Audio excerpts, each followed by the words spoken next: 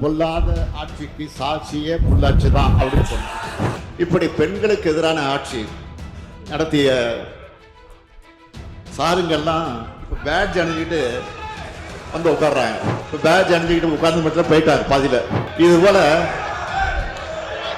இது போல 100 சார் கேள்விகளை அதிமுக பார்த்து என்னால் கேட்க முடியும். ஒரு முன்னாள் முதலமைச்சர், இந்நாள் எதிர்க்கட்சி தலைவர் தன் பொறுப்பையும் தகுதியும் மறந்து பேட்ஜ் அணிந்து வந்து அரசியல் எந்த அளவுக்கு தாழ்ந்து போகவும் தயாராக இருக்கிறார் என்பதற்கு இது ஒரு எடுத்துக்காட்டு. பொள்ளாச்சி பாலியல் வல்லுநர் சம்பவத்தில் முதல் தகவல் அறிக்கை தாக்கல் செய்ய அதிமுக ஆட்சியில் 12 நாட்கள் ஆச்சு. ஆனால் சென்னை மாணவி வழக்கில் புகார் கொடுத்த உடனே முதல் தகவல் அறிக்கை போடப்பட்டது. இது தொடர்ந்து சில மணி நேரத்தில் குற்றவாளியை கைது செய்திருக்கிறாங்க. ஏன்னா இதையெல்லாம் அரசியல் லாபத்திற்காக, அந்த நோக்கத்திற்காக மறைக்கிறாங்க. இதே போல இந்த வழக்கு பற்றி பாஜகவினர் புதுவெளியில பேசியிருக்கிறாங்க, தொடர்ந்து பேசிட்டு இருக்கிறாங்க. பாஜக கதையெல்லாம் சொல்லி இந்த அவையுடைய மாண்பை குறைக்க நான் விரும்பல.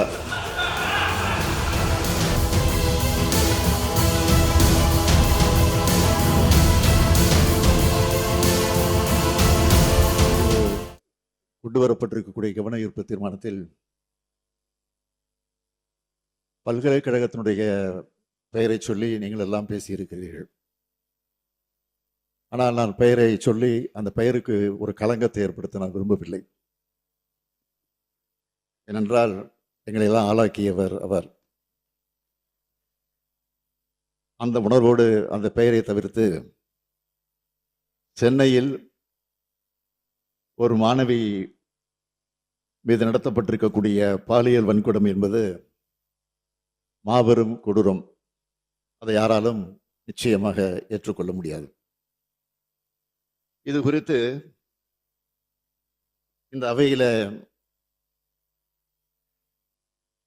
நம்முடைய ஜெகன்மூர்த்தி அவர்கள், வேல்முருகன் அவர்கள், ஈஸ்வரன் அவர்கள், சதன் திருமலைக்குமார் அவர்கள், கே மாரிமுத்து அவர்கள், நாகேமாலை அவர்கள், சிந்தனை செல்வன் அவர்கள், எம்.ஆர். காந்தி அவர்கள், ஜி.கே. மணி அவர்கள், செல்வ பிறந்தை அவர்கள், உதயகுமார் அவர்கள் கருத்துக்களை எல்லாம் இங்கே எடுத்து பேசியிருக்கிறீர்கள். இது குறித்து இந்த அவையில உண்மையான அக்கறையோடு பல உறுப்பினர் பேசியிருக்கிறீங்க. இதை பயன்படுத்தி இந்த ஆட்சி மேல தவறான எண்ணத்தை உருவாக்குவதற்காகவும் சில உறுப்பினர்கள் பேசியிருக்கிறீங்க. சில இல்ல, ஒரு உறுப்பினர் பேசியிருக்கிறார். யாருக்கு எந்த நோக்கம் இருந்தாலும் பாதிக்கப்பட்ட பெண் அந்த பெண் பக்கம் நின்று அவருக்கு சட்டப்படி நியாயம் பெற்று தரக்கூடிய காரியத்தை தவிர தமிழ்நாடு அரசுக்கு வேறு எந்த நோக்கமும் இல்லை என்பதை தெளிவா, உறுதியா, ஆணித்தரமா முதலையே நான் சொல்லி விரும்புகிறேன். குற்றம் நடந்த பிறகு ஒருவேளை குற்றவாளியை உடனடியாக கைது செய்யாமல் விட்டு இருந்தா, அல்லது குற்றவாளியை காப்பாற்ற முடிவு செஞ்சிருந்தாலோ அரசை நீங்கள் குறை சொல்லலாம். ஆனால் சில மணி நேரத்துக்குள்ள குற்றவாளியை கைது செஞ்ச பிறகும், குற்றம் சம்பந்தப்பட்ட ஆதாரங்களை எல்லாம் திரட்டின பிறகும் அரசை குறை சொல்றது அரசியல் ஆதாயத்துக்கான தவிர உண்மையான அக்கறையோடு செயல்படுகிறது இல்லை என்பதை இந்த மாமன்றத்தில் நான் பதிவு செய்ய விரும்புகிறேன். மாண்புமிகு பேரவைத் தலைவர் அவர்களே, 24/12/2024 அன்று பிற்பகல் சென்னை மாணவி ஒருவர் கொடுத்த புகாரின் அடிப்படையில் கோட்டூர்புரம் அனைத்து மகளிர் காவல் நிலையத்தில் உடனடியாக வழக்கு பதிவு செய்யப்பட்டுச்சு. உடனடியாக தீவிர விசாரணை மேற்கொள்ளப்பட்டுச்சு. மறுநாள் காலையிலே இந்த சம்பவத்தில் ஈடுபட்ட குற்றவாளி ஞானசேகரன் காவல்துறையால் கைது செய்யப்பட்டார். இது காவல்துறை எடுத்த துரிதமான சரியான நடவடிக்கை. இருந்தாலும் எதிர்க்கட்சி என்ன குற்றச்சாட்டு சொல்றாங்க? முதல் தகவல் அறிக்கை கசிந்தது தொடர்பா பேசுறாங்க. அதுக்கு காரணம் யாரு? ஒன்றிய அரசின் கீழ் செயல்படுகிற என்ஐசி, நேஷனல் இன்ஃபர்மேட்டிக்ஸ் சென்டர், தேசிய தகவல் மையம். அது நம்ம காவல்துறையால் உடனடியாக சுட்டிக்காட்டப்பட்டு அதற்கு பின்னால் அந்த தொழில்நுட்ப கோளாறும் சரி செய்யப்பட்டிருக்கிறது. அது தொடர்பாக அந்த அமைப்பும் நிறுவனமும் விளக்கம் கொடுத்து கடிதமும் எழுதியிருக்கிறாங்க. என்எஸ்சியிலிருந்து கடிதமும் எழுதியிருக்கிறாங்க. அடுத்து பாதுகாப்பு இல்லை, கேமரா இல்லை, 19 சொல்ற குற்றச்சாட்டு உண்மை இல்லை. சம்பவம் நடந்த வளாகத்தில் சுத்தி இருக்கக்கூடிய பகுதிகளில் இருந்த கண்காணிப்பு கேமராக்கள் உதவியோடு தான் குற்றவாளி அடையாளம் காணப்பட்டு கைது செய்யப்பட்டிருக்கிறார். 3வது குற்றச்சாட்டு, முதல் தகவல் அறிக்கை வெளியானதை வச்சுட்டு யார் அந்த சார் அப்படின்னு கேட்குறீங்க.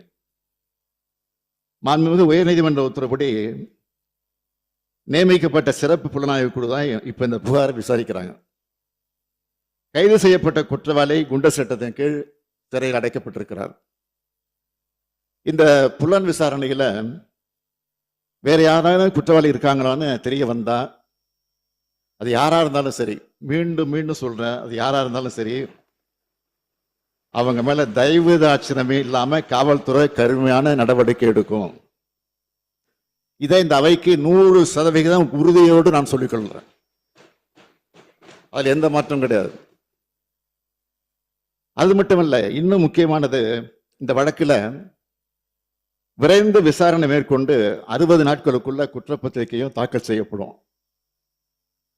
அதோட சிறப்பு நீதிமன்றம் மூலம் இந்த வழக்கை விரைந்து விசாரிக்க அனைத்து முயற்சிகளையும் அரசு எடுத்து குற்றவாளிகளுக்கு உச்சபட்ச தண்டனை கிடைப்பதை உறுதி செய்யும் என்பதை இந்த அவைக்கு நான் மீண்டும் உறுதியோடு தெரிவித்துக் கொள்கிறேன். நான் எதிர்க்கட்சிகளை கேட்க விரும்புவது, யார் அந்த சார் அப்படின்னு சொல்லி குற்றம் சாட்டுறீங்க. உண்மையாக உங்ககிட்ட அதுக்கு ஆதாரம் இருந்தா உயர்நீதிமன்ற உத்தரவுப்படி அமைக்கப்பட்டிருக்கக்கூடிய அந்த சிறப்பு புலனாய்வு கொண்டு கொடுங்க, அதை சொல்லுங்க. ஆதாரம் இருந்தா அதை யார் தடுக்க போறா? அதை விட்டுட்டு ஒரு மாணவி சம்பந்தப்பட்ட சென்சிட்டிவான வழக்கில் வீண் விளம்பரத்துக்காக, குறுகிய அரசியல் லாபத்துக்காக மலிவான செயலை மீண்டும் மீண்டும் ஈடுபட வேண்டாம் என உங்ககிட்ட நான் கேட்டுக்கிறேன். இந்த அரசை பொறுத்த வரைக்கும் பெண்களுக்கு எதிரான குற்றங்களை இரும்பு கரம் கொண்டு அடக்கும்.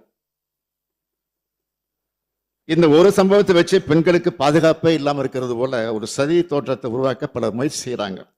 நான் நிச்சயமா சொல்றேன், இது மக்கள் மத்தியில் நிச்சயமா ஈடுபடாது.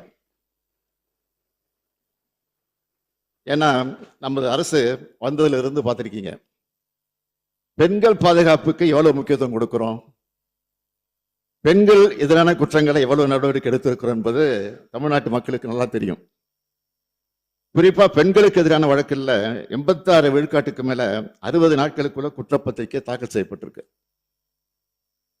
பள்ளிகள், கல்லூரிகள், பொது இடங்கள்ல பெண்கள் பாதுகாப்பு பற்றி 2,39,000க்கும் மேற்பட்ட விழிப்புணர்வு நிகழ்ச்சிகளை நடத்தி இருக்கிறோம். சத்யா என்ற பெண்ணை ரயில் முன்ன தள்ளிவிட்டு கொலை செஞ்ச வழக்கில் மிக குறுகிய காலத்தில் உச்சபட்ச தண்டனையா தூக்கு தண்டனை பெற்றுக் கொடுத்திருப்பதும் இந்த அரசு தான். பெண்கள் மற்றும் குழந்தைகள் மீதான குற்றங்களுக்கு எதிராக இந்த அரசு எடுத்து ஒரு நடவடிக்கைகளை பாராட்ட மனம் இல்லைனாலும் பரவாயில்ல, வீண் பழியை சுமத்தாமல் இருந்தா அதுவே போதும். மாண்புமிகு நீதிமன்றமே எதிர்க்கட்சி வழக்கறிஞரை பார்த்து பெண்களின் பாதுகாப்பு தொடர்பான உண்மையான அக்கறையோடு செயல்படுறதை விட்டுட்டு இந்த வழக்கில் ஏன் அரசியல் கணத்தோடு செயல்பட்டீங்கன்னு கேட்டுதான் நான் இங்க நினைவுபடுத்துறேன்.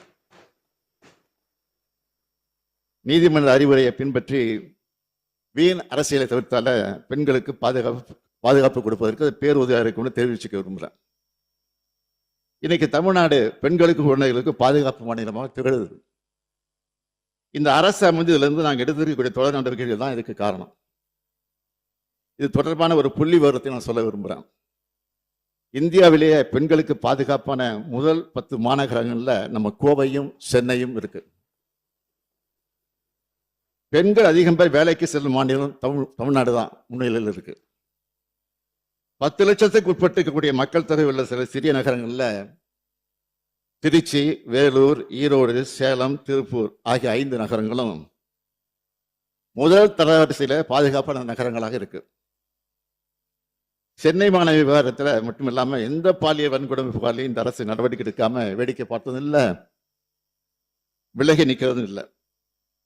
மனசாட்சி இல்லாம பெண்களின் பாதுகாவலர்கள் மாதிரி பேசுறவங்க கடந்த அதிமுக ஆட்சியில் பொள்ளாட்சியில் என்ன நடந்ததுன்னு கொஞ்சம் நினைச்சு பாருங்க. கொஞ்சம் நினைச்சு பாருங்க. பொள்ளாச்சியில் நடந்தது ஒரு பெண் சம்பந்தப்பட்ட பாலியல் குற்றம் இல்ல, தொடர்ச்சியா பல பெண்களுக்கு பாலியல் வன்கொடுமை 2 வருஷமா நடந்திருக்கு. ஒரு கும்பல் செஞ்சுட்டு வந்திருக்கு. அன்றைய அதிமுக ஆட்சி எந்த நடவடிக்கை எடுக்கல. சிபிஐ கிட்ட இந்த வழக்கு போன பிறகுதான் உண்மையெல்லாம் வெளிச்சத்துக்கு வந்துச்சு. பாதிக்கப்பட்ட பெண்களில் ஒருவர் தனக்கு நேர்ந்த கொடுமையை பற்றி தன்னோட அண்ணன்கிட்ட சொல்றார். பிரச்சனைக்குரிய 4 பேரையும் அவரே பிடிச்சு கொண்டு வந்து பொள்ளாச்சி டவுன் காவல் நிலையத்தில் ஒப்படைக்கிறார். பாலியல் தொல்லை, ஆபாசமா படம் எடுத்தல், செயின் பறிப்புன்னு புகார் கடிதம் தர்றார். வீடியோக்கள், செல்போன்கள் ஆகியவற்றில் 4 குற்றவாளிகளையும் இவங்க ஒப்படைக்கிறாங்க. இதனை பெற்றுக்கொண்ட போலீசார் வழக்கு பதியல, எல்லோரையும் விடுவிச்சிட்டாங்க. இதுதான் அன்றைய முதல்வர் சார் ஆட்சியில சட்டம் ஒழுங்கு லட்சணம்.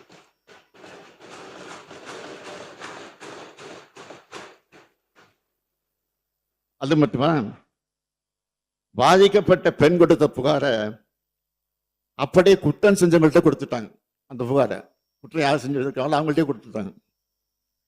இதை அடுத்தது அதிமுக பிரமுகர் வார் நாகராஜன் பாதிக்கப்பட்ட பெண்ணோட அண்ணனை தாக்குகிறார். அந்த புகார் மேலே நடவடிக்கை எடுக்காத அரசு தான் அதிமுக அரசு. பிரச்சனை பெருசாக தெரிஞ்சதும் இதில் சம்பந்தப்பட்ட முக்கிய நபரான திருநாவுக்கரசை கைது செய்யாம ஏதோ 3 பேரை கைது பண்ணி கணக்கை முடிக்க பார்த்தாங்க. ஆனா சிபிஐ விசாரணையில பொள்ளாச்சி சம்பவம் முழுவதுமே அதிமுக பிரமுகர்களால் தான் நடத்தப்பட்டது தெளிவா சொல்லிடுறாங்க.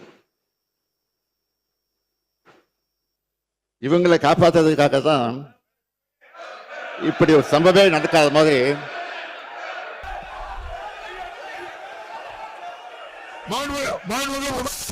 சிபிஐ விசாரணையில பொள்ளாச்சி சம்பவம் முழுவதுமே அதிமுக பிரமுகர் தான் நடக்கிறாங்கன்னு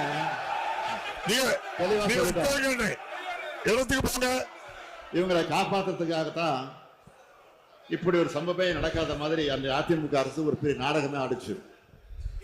இதனாலதான் நான் போய் சொன்னேன், பொல்லாத ஆட்சிக்கு சாட்சியே பொள்ளாச்சி தான் அப்படின்னு சொன்னேன். இப்படி பெண்களுக்கு எதிரான ஆட்சி நடத்திய சாருங்கெல்லாம் இப்ப பேட்ஜ் அணிஞ்சிட்டு வந்து உட்கார்றாங்க. இப்ப பேட்ஜ் அணிஞ்சிக்கிட்டு உட்கார்ந்து மட்டும் போயிட்டாங்க பாதியில. இது போல 100 சார் கேள்விகளை அதிமுக பார்த்து என்னால கேட்க முடியும்.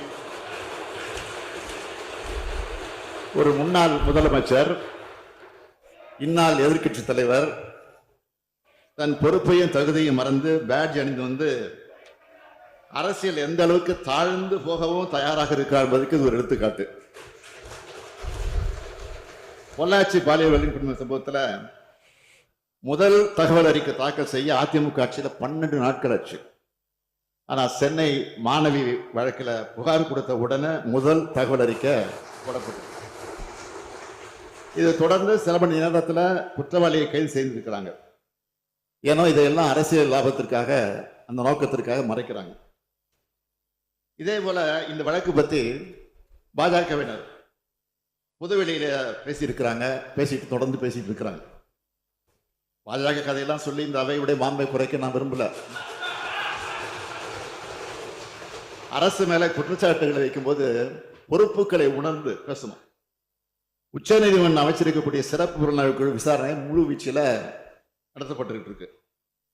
வேற யாராலும் சம்பந்தப்பட்டிருக்காங்கன்னா தெரிய வந்தா அது யாரா இருந்தாலும் சரி, எந்த பின்னணியை சேர்ந்தவராக இருந்தாலும் சரி, கடும் நடவடிக்கையை நிச்சயமாக உறுதியாக நாங்கள் எடுப்போம்.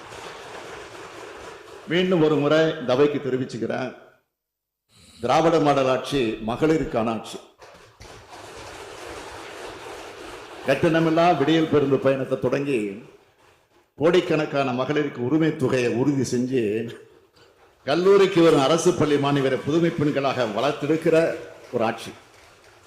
எனவே மகளிருக்காகவே நாள்தோறும் திட்டங்களை தீட்டி அவங்களுடைய பேராதரவோடு செயல்பட்டு வர இந்த அரசு, எனவே இந்த அரசு மேல அடிப்படை இல்லாத குற்றச்சாட்டுக்களை சுமத்தி அதன் மூலமாக களங்கப்படுத்தலாம்னு சிலர் நினைக்கிறாங்க. அது ஒருபோதும் எடுபடாது எடுபடாது எடுபடாது